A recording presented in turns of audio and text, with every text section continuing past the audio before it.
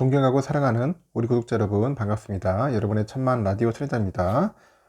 벌써 또 새벽종이 울립니다. 새벽종이 울리고 있기 때문에 여러분들 기상하셔야 돼요. 기상하시고 천혜장과 행복하고 기쁨이 가득하였으면 좋겠습니다. 행복과 기쁨. 이 아주 중요한 것 같아. 행복과 기쁨의 그런 만족 속에서 살아가는 거 아니겠어요? 여러분이 잘 되는 게 곧 내가 잘 되는 거고, 또 제가 잘 되는 게 여러분이 잘 되는 거야. 서로 함께 잘 돼야 합니다. 서로 함께 잘 되면서 함께 꼭 먼 훗날에 꼭 성공합시다. 비록 지금은 힘들고 어렵지만은 저는 여러분과 함께 가고 싶어요. 여러분들과 같이 이렇게 같은 길을 나란히 같이 가고 싶습니다. 도중에 뭐 포기하고 쓰러지고 도망가고 싶은 생각도 있겠지만은 절대 굴복 당하고 싶지 않습니다. 굴복 당하고 싶지 않고 반드시 이겨낼 겁니다. 뭐 이게 무엇이라고, 뭐 투자하는 게 뭐 그렇게 힘든 것도 아니고 해보면 되는 거지. 해보지도 않고선 벌써부터 포기하고 쫄고 두려워할 필요 뭐가 있겠어요. 우리가 목표한 바가 있으면 목표한 데 가보는 겁니다. 죽이 되든 밥이 되든 간에 한번 가는 겁니다. 저는 사람들을 많이 접해보는데 그 사람의 됨됨이를 판별하는 그 기준이 있어요. 사람의 됨됨이 아주 중요합니다. 여러분들, 제가 좀 인간관계 관련된 이야기를 많이 하는데 여러분들도 한번 보세요. 사람의 됨됨이를 판결해 보자. 첫 번째 가장 중요한 게 뭐냐면은 약속 시간이야. 약속 시간이 아주 중요하더라. 그 약속 시간에 늦는다는 것은 인간관계에서 그 신뢰를 중시하지 않는다는 뜻입니다. 중시하지 않는다. 피치 못할 사정으로 늦는 것은 이해해 줄 수는 있어요. 이해해 줄 수 있는데 습관적으로 늦는 사람은 여러분들 멀리 해야 돼. 멀리 해야 합니다. 그래서 여러분들 혹시라도 저 사람 습관적으로 계속 늦네 하면은 좀 멀리 했으면 좋겠어. 그런 사람들과는 어울리지 않는 게 상책일 수 있다. 저는 그렇게 봅니다. 두 번째, 어떤 사람과 대화를 나눈 다음에는 그 남는 것이 없다거나 뭐 지루하다고 느껴졌다면은 그 상대를 배려하지 않는 사람일 가능성이 크다는 거죠. 그리고 또 비속어를 많이 쓰는 사람이 있어요. 비속어. 이게 참 중요한 거다. 비속어. 왜 자꾸 비속어를 쓸까 하는 사람은 자기 멋대로 자기 멋대로 행동할 가능성이 높다. 자기 멋대로. 대화 내용을 보면은 그 사람의 됨됨이를 판단할 수 있다는 겁니다. 알겠죠? 그리고 세 번째는 돈 씀씀이야. 이 돈 씀씀이 아주 중요해. 합리적으로 돈을 쓰는 것과 계산적으로 돈을 쓰는 것은 다르다. 그리고 절대로 손해보지 않으려 사람이 있어. 손해보지 않으려 사람은 그 인간관계에서도 자기 중심적이야. 자기 중심적이기 때문에 아주 이기적일 가능성이 높다. 그렇게 보시면 될 것 같습니다. 그리고 네 번째는 친구 관계를 보여요. 친구 관계. 향기 나는 꽃에는 나비가 모이고요. 구린내 나는 똥에는 파리가 모이더라고요. 사람은 결국은 뭐냐? 끼리끼리 모이는 겁니다. 끼리끼리 만나게 되어 있어요. 그래서 주변의 친구들의 됨됨이를 보세요. 그러면은 그 사람의 됨됨이 또한 알 수 있다. 알 수 있다. 안 그럴 것 같아요? 저는 알 수 있어요. 마지막으로 생활 습관. 이 생활 습관이 중요해. 음주와 흡연을 자주 하거나 하기 싫은 일이라면 항상 미루거나 불평불만이 많아서 자주 화를 내고 또 주변 사람하고 뭔가 트러블이 많은 사람이 있어. 트러블. 이런 사람은 아예 처음부터 멀리하는 것이 좋다. 알겠죠? 멀리하는 게 좋다. 기호와 취향이 비슷하다고 해가지고 뭐 MBTI 궁합이 맞는다고 해가지고 나와 어울리는 사람이 되는 것은 아닙니다. 절대로 아니에요, 여러분. 착각하면 안 돼. 나와 비슷하지 않아도 그 사람의 됨됨이가 괜찮다면은 서로의 그런 부족한 점을 채워가면서 오래도록 함께 할 수 있는 겁니다. 알겠죠? 천 회장이 이야기한 거 잘 귀담아 듣다가 한번 테스트 해보세요. 여러분 아주 중요한 그 도움이 될 것 같아. 도움이 됩니다. 여러분들에게 하나라도 좋은 이야기를 많이 하는 게 저의 임무라고 생각을 해요. 그러면 삼성전자 이야기 한번 또 떠들어 볼게요. 삼성전자가 요즘 보니까 확장 현실, 이거 XR이라고 합니다. 확장 현실 그 디바이스 관련 상표를 출원을 했어요. 출원을 했다. 그래, 주목을 받고 있다. 앞서서 구글하고 퀄컴과 그 XR 동맹을 선언한 삼성전자가 이제 차세대 XR 디바이스를 통해 가지고 누구랑 애플하고 이제 경쟁할 것 같아. 본격적으로 경쟁할 것이다. 그런 이야기가 있다. 24일 관련 업계 보니까 삼성전자는 지난 22일 특허청에다 갤럭시 글래시스 이렇게 갤럭시 글래시스라는 그런 이름의 상표권을 출원을 했어요. 이름에 안경이라는 단어가 들어간 만큼 삼성전자 XR 기기 브랜드일 것이라는 그런 해석이 나오고 있다. 이와 관련해서 삼성전자 관계자는 상표 출원이 곧바로 제품 출시로 이어지는 것은 아니다. 그렇게 언급을 하는데, 하지만 삼성은 작년 모바일 월드 콩그레스에서 올해 갤럭시 콩그레스하고 또 갤럭시 언팩 2023에서 여러 차례 이제 증강현실, 이 증강현실 우리가 영어로 AR이라고 하죠. AR 글래스 등 XR 디바이스 상용화 가능성을 시사를 한 거예요.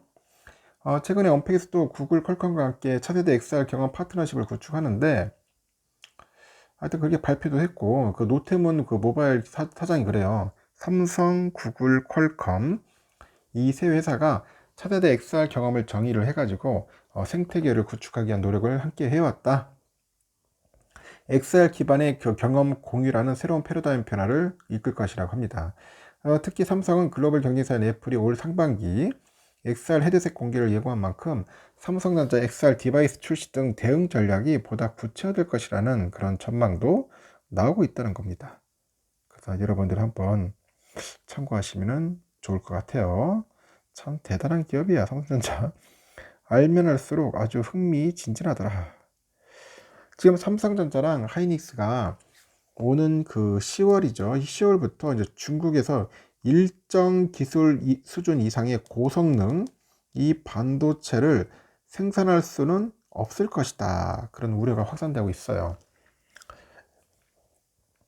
옐런 그 에스테베스 미국 상무부 산업안보 차관이 23일에 한미 그 경제안보 포럼에서요. 기업들이 생산할 수 있는 반도체 수준의 그런 한도를 설정할 가능성이 크다고 하는데, 삼성과 하이닉스에 적용 중인 대중반도체 장비 기술 수출 통제에 1년 유예가 끝나면은 그 어떻게 할지 묻자 내놓은 답입니다. 유예 기간을 연장하지 않는 것은 물론이고 중국 내 반도체 생산에 대한 추가 규제를 이제 시사한 겁니다. 추가 규제를 시사했다. 그래서 미 상무부는 지난해 10월이에요. 18나노죠. 이 나노 이하의 D램하고 128단의 이상의 낸드 플래시, 16나노 이하의 시스템 반도체를 생산할 수 있는 그런 장비하고 그런 기술을 중국에 판매할 때 별도로 허가받도록 했는데, 다만 삼성과 하이닉스는 1년간 유예 준 거예요. 수출 제한 그 유예 종료에 이어서 생산 규제까지 발효되면은 삼성과 하이닉스는 큰 피해를 볼 전망인데, 삼성은 중국의 시안하고 수저우, 하이닉스는 우시, 다롄, 충칭 이런 쪽에 공장을 운영을 하고 있어요. 시안 공장은 삼성전자 전체 낸드 플래시 생산량의 약 40%를, 우시 공장은 그 SK 하이닉스 전체 D램 생산량의 48%를 이제 차지를 한 겁니다. 차지를 하고, 업계 관계자는 공식 발표는 아니지만 이대로 규제가 그 발효 또는 그 강화되면은 첨단 반도체 생산의 차질이 클 것이라고 말을 합니다. 그래서 중국 생산 비중을 줄여야 한다는 그런 이야기까지 나오고 있다는 거예요. 상황이 풀릴 여지가 아예 없는 것은 아닌데, 그 예스트베스 차관이 중국이 우리를 위협하는 역량을 구축하는 것을 저지르는 과정에서 이 동맹국 기업에 피해를 주고 싶지 않다. 한국과 계속 대화하고 있다. 그렇게 언급을 해요. 정부 또 한국 기업 입장이 반영되도록 미국 측의 수출 제한 유예 연장을 적극 요청한다는 방침입니다. 그래서 258억 달러, 약 33조 원 정도 되는 것 같은데, 삼성전자가 2012년 이후 중국 시안에 그 낸드 플래시 공장에 투자한 누적 금액인데, 이재용 회장은 2020년 5월 코로나를 뚫고 이제 시안 공장을 전격 방문할 정도로 공을 들였어요. 사온 게 아니고 공을 들였어요. 하지만 미국 정부가 중국에 있는 반도체 공장에 대한 그 생산 규제를 예고하다 보니까 삼성의 공든탑은 무너질 위기에 있는 거고, 외신과 산업계에 따르니까 지금 미국 정부는 삼성전자 하이닉스에 중국 반도체 공장에서 첨단 제품을 생산하지 말 것을 요구하는 방안을 검토하고 있다고 합니다. 그래서 미국 상무부 차관이 23일 날 그 워싱턴 DC에 열린 그 한미 경제 안보 포럼에서 기업이 중국에서 생산할 수 있는 반도체 수준의 한도를 둘 가능성이 있다 했죠. 그러니까 지금 기업들이 어떤 단의 낸드를 생산하고 있다면 그 범위 어느 수준에서 멈추게 될 것이다. 그렇게 이야기를 하고 있습니다.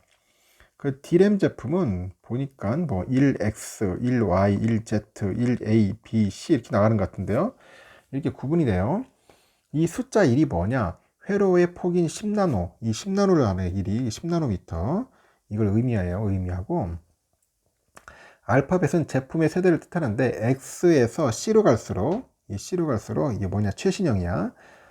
낸드 플래시는 쉘을 그 수직으로 쌓은 정도를 뜻하죠. 쉘 쌓는 건데 이 적층 단수가 기술력이 적도야. 뭐 96단, 뭐 128단, 뭐 176단 이렇게 나가죠. 192단 이런 식으로 올라갑니다. 삼성은 중국 시장 공장에서 낸드 플래시를 만들고요. SK하이닉스는 우시 공장에서 D램을 생산하는데 두 회사 모두 최첨단 제품은 아닌데 첨단이라고 부를 수 있을 정도로 신형 반도체를 양산해 가지고 중국 업체 등이 납품합니다.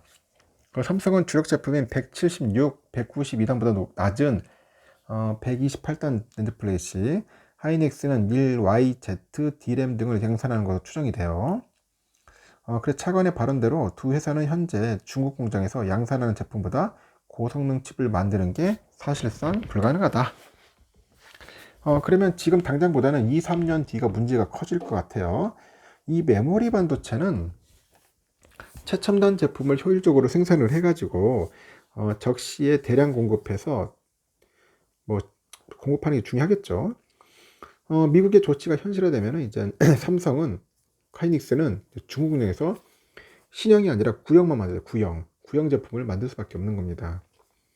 이렇게 두 회사 모두 작지 않은 규모의 손실이 이제 예상이 되는데 삼성전자 낸드 플래시 전체 생산량에서 중국 시향 공장의 비중이 30% 후반이고 하이닉스도 2017년 추가 투자를 단행해서 생산 능력을 키웠어요.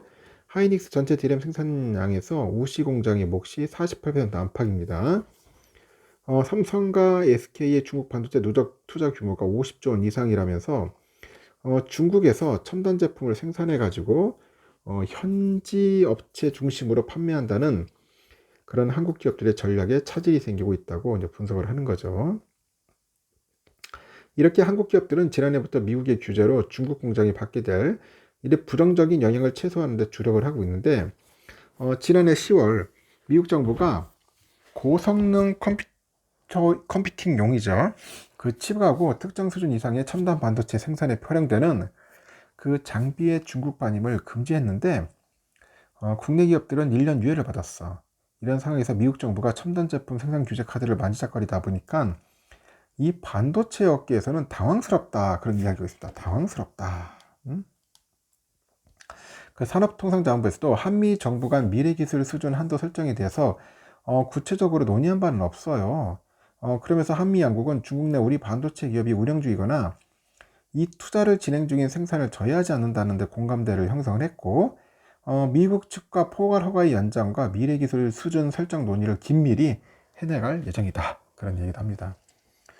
국내 반도체 기업들의 탈중국 전략이 가시화될 거란 전망도 있는데 삼성은 메모리 반도체 생산 시설을 미국 테일러시에 짓고 있는 신공장에 뭔가 설치하는 방안을 검토하는 것 같아요. 하이닉스도 역시 지난해 10월 생산 거점을 다변하는 것은 중장기 시각에서 필수 불가결하다. 그런 이야기까지 하는 것 같습니다. 참고하시면 좋을 것 같아요. 참 힘든 상황을 또 겪고 있는 것 같습니다.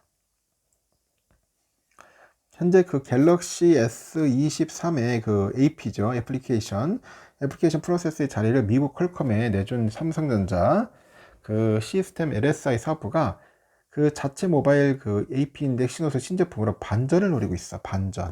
반전을 노리고 있다. 이제는 도저히 안 된다. 응? 이겨내자. 중저가 이제 5G 5세대 통신 스마트폰 시장을 겨냥한 제품이지만은 그 프리미엄 모델에 준하는 성능을 가졌다고 하네요.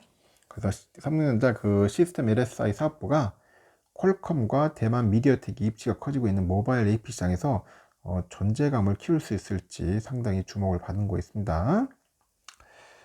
삼성은 최근에 공식 홈페이지 통해서 볼륨 전 그 시스템 원칩 신제품인 엑시노스 1380하고 1330을 공개를 해요.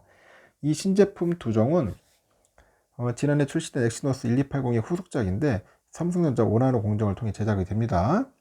엑시노스 1380은 그 프리미엄 제품에 준하는 높은 사양을 갖췄어요. 이 고성능 이미지 처리 장치 ISP하고 신경망 처리 장치 NPU 이걸 장착을 해가지고 인공지능 AI 기반의 사진 촬영도 지원을 합니다. 그래픽 처리 장치 성능도 개선해서 한층 업그레이드된 3차원 게이밍 환경을 제공을 한다는 거죠. CPU는 그 ARM의 코어텍스 A78 4코어하고 코어텍스 A55의 4코어를 쓰는데 전작 대비 데이터 처리하고 게임 로딩 속도가 각각 40%, 20%가량 개선됐다는 그게 회사의 설명이에요.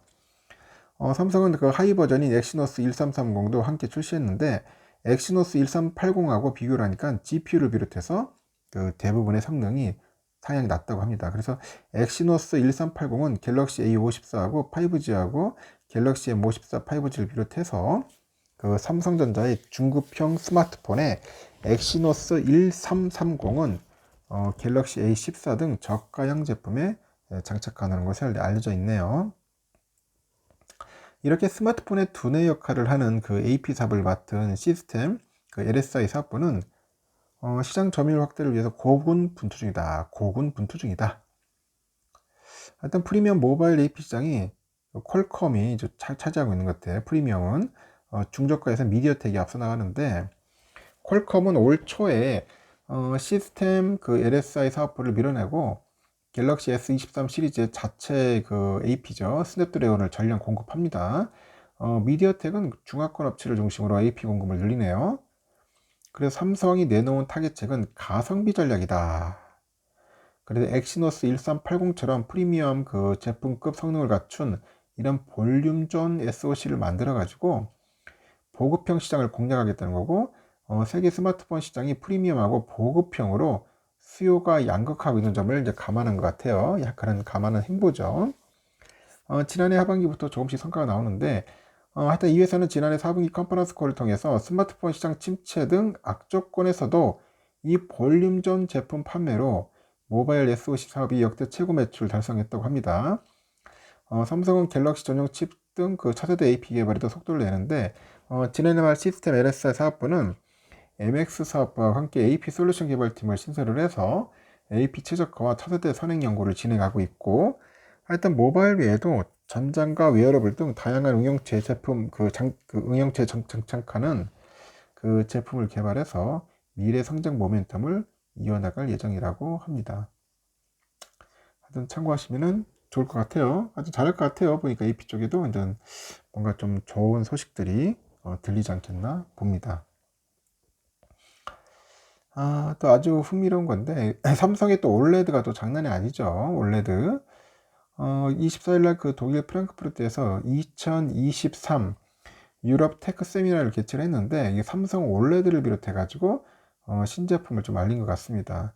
올해로 12주년을 맞이하는 테크 세미나에서 전 세계 주요 지역의 영상과 음향 전문가를 대상으로 해가지고 삼성 TV의 최신 기술 이 서비스를 소개했어요.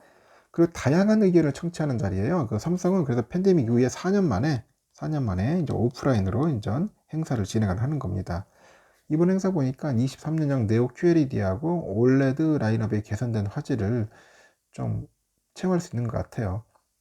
그 삼성이 그 이번 유럽 행사를 시작으로 해서 4월에 호주, 동남아, 중남미 등 주요 지역에서 순차적으로 테크 세미나를 이제 개최를 할 것 같고 아주 또 흥미로운 또 소식이 있죠.